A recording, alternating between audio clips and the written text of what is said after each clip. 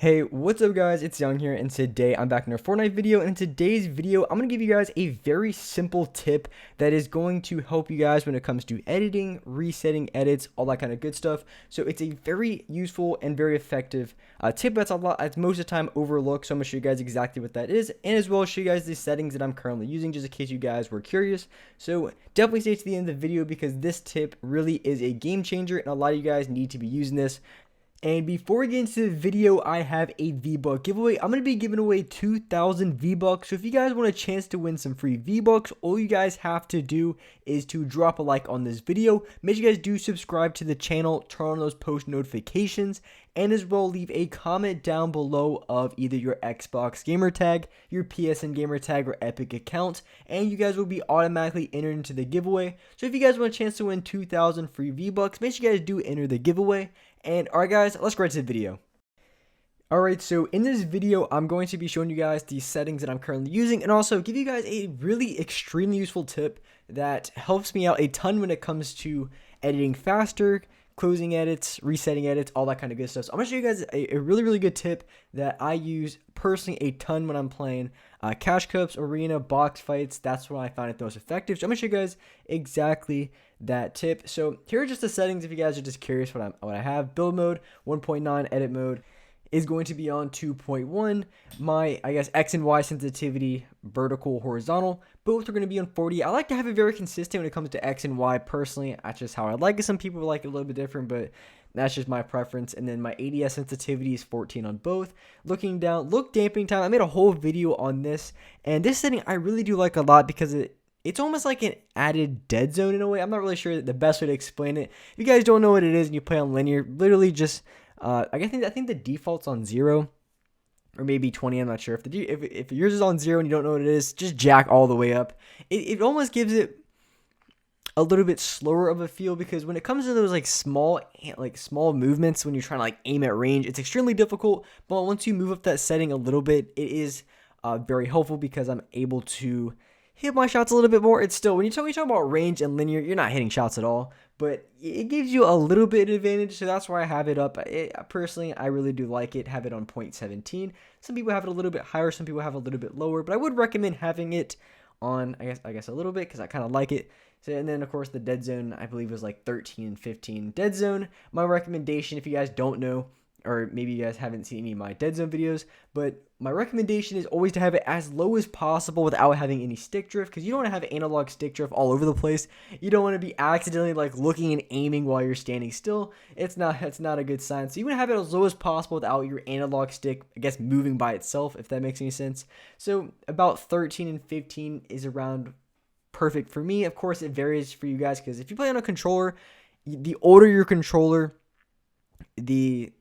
I guess the more analog stick drift you tend to have, because on a new controller, the analog sticks are going to be not an issue. They're not going to be moving all over the place because everything's fresh, everything's new, and I really do like having new controllers, to be honest. So, but when it comes to the one tip I want to share with you guys in this video that's super helpful, and like I said, this is very I guess it's helpful in any situation, but I really do like it in box fights, arena, things like that, where you have a lot of close builds and you need to be very accurate and concise with your building. So the one thing that you want to do, and this is a really simple tip, but it's also probably one of the most effective things in the entire game, and most people just tend to overlook it, and it is a little bit more challenging on controller. That's not really the most challenging, but I'll explain what I mean in a second. So when you're going for edits, and especially in box fights, sometimes say you're in a box, you get shot up, you're at like 2 HP, and you want to back up, so you edit out the back, and then you want to, I guess, branch off. I mean, you can even do that even if you're not low on HP. You just want to branch off, and you want to, confirm your edits, reset your edits, all that kind of good stuff. So here I am with my build already out, and once you have your build out, you also see some people in creative free building with this. So as you can see, or I'm going to have a better, I'm going to break the cone. So once I break the cone, and I think I have to edit, yeah, it keeps locking onto the wall. So I guess that could be a challenge. So when it comes to editing the wall that's in front of you, you can only be about a block away. You'll see in a second. You can only be about a block away when it comes to editing. You really can't be any more than that. As you can see, I'm able to edit when I'm at pretty much the very edge of that floor. But if you have your build already out, your map out, what's going to happen is you can actually edit from a good extra 30%. I mean, you can edit from a lot further back. As you can see here, you're able to edit a good, I don't know, like 30%. I mean, you're able to almost go so you're able to do that block and probably almost another half block back. So you can really move very far back. And this is very effective when you're trying to reset and edit from a distance, because as you know, if someone's trying to spam at you, you're going to be backing up, trying to move as quick as possible. But you also want to make sure that you're resetting the edit every single time. So you're able to edit from all the way back here, which can be very useful for a lot of situations, but I tend to use it the most when I'm trying to run away from a player and I'm just constantly backing up, trying to reset all my edits and be very quick with it. So that's a really very useful tip. I also want to show you one other thing with it as well that also you may not have even noticed that's very effective. So when it comes to when it comes to resetting your edit, so normally when you reset an edit, as I'll show here, you're going to have to go to the complete opposite side to reset the edit. So as you can see here on the right side, if I want to reset the edit, I have to look over to the left and then I can finally reset my edit. So when you have the map out, if you guys don't know how it is, I'm just building up here to make it a little bit easier to see. So if you guys don't know, when you have the map out, you can you can reset and edit from any point without having to move over. So if you wanted to reset and edit with your gun out or your pickaxe out, you have to move over to that left side to then pull out the build and then reset it. But you have your map out, you can actually look anywhere on the square. So it could be edited, it could be non-edited, and you're going to be able to connect to the wall and you're going to be able to reset the edit a lot easier, because especially when you're talking about the high pressure situations in cash cups, which there's going to be a cash cup today. It really depends on what day you're watching this. For me, it's Wednesday, so I'm going to be doing a cash cup today. And these are very helpful because especially when you're backing up and you have literally the entire lobby shooting at you,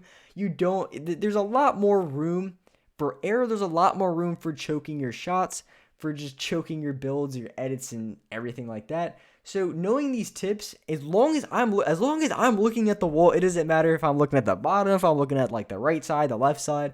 It honestly doesn't matter. As long as I'm looking at the wall, I'm going to be able to get the edit off and also reset it, which is very nice, especially in high pressure situations, because it can be a lot of difficult and a lot of pressure to try to make sure you have every edit perfect. So this is a just absolute insanely good tip. A lot of you guys don't know that you're able to edit from even a further distance with your map out than not using, because most people when they edit, they either have their gun out, their shotgun, or their pickaxe out, and they didn't know that you can actually get more range and more distance if you're editing with your map. So of course not every situation you're going to want to have that out, but there is a lot of situations in which you would, and why it can be very effective. And that's sometimes why you see creative players, when they're doing their free builds, a lot of them will have their map out because they're able to get off the edit from a further distance back, which can be very useful because it buys them a little bit more time, especially if you're going for like a triple, quadruple edit, whatever the crazy, whatever these keyboard and mouse bums on doing creative. I don't know. I don't even keep up with that anymore, but whatever they do in creative, where they're going for their triple, quadruple edits, and they usually have their map out because they're able to get that edit off from a further distance. And one important thing you do have to keep in mind, especially for you guys who play on controller, depending on your settings. For me, I play on a little bit different building and editing, as you can see here. I'm just trying to get used to it. I really don't do too much tunneling with just my map out. I usually do it for resetting, but you do have to keep that in mind. You have to regain that muscle memory when you are doing edits with your map out, because it's going to be a little bit different, because your sensitivities could be obviously just could be different, because I believe at the beginning, I can't remember, I think I had like a 1.9 building and a 2.1, maybe a 2.2 editing, I think something around there, which means that when I'm doing editing with my map out and building, it's going to be a little bit different. It's going to feel kind of strange at first. I really have to gain that muscle memory because the sensitivity is different when I'm editing. So that's going to be the best tip, and one a really good tip that a lot of people overlook and haven't really talked about in a long time. So I wanted to bring it up and show you how how good this editing technique, this editing tip really is. So I hope you guys implement it into your own gameplay, into your own games, because this is an extremely effective in a lot of situations, especially when you're cash cups, box fights, all that kind of good stuff, where you need to get off edits very quickly, reset edits while you're backing up. So this could be very useful in a lot of situations, and just another thing you can just throw into your inventory to help you improve and win a lot more gunfights and play a lot better. But with that being said, that's a wrap up for this video. If you guys enjoyed this video, if you guys liked it, make sure you guys do drop a like, subscribe to the channel if you haven't already, turn on my post notifications so you guys are notified for every single new video. And alright guys, I'll see you next video.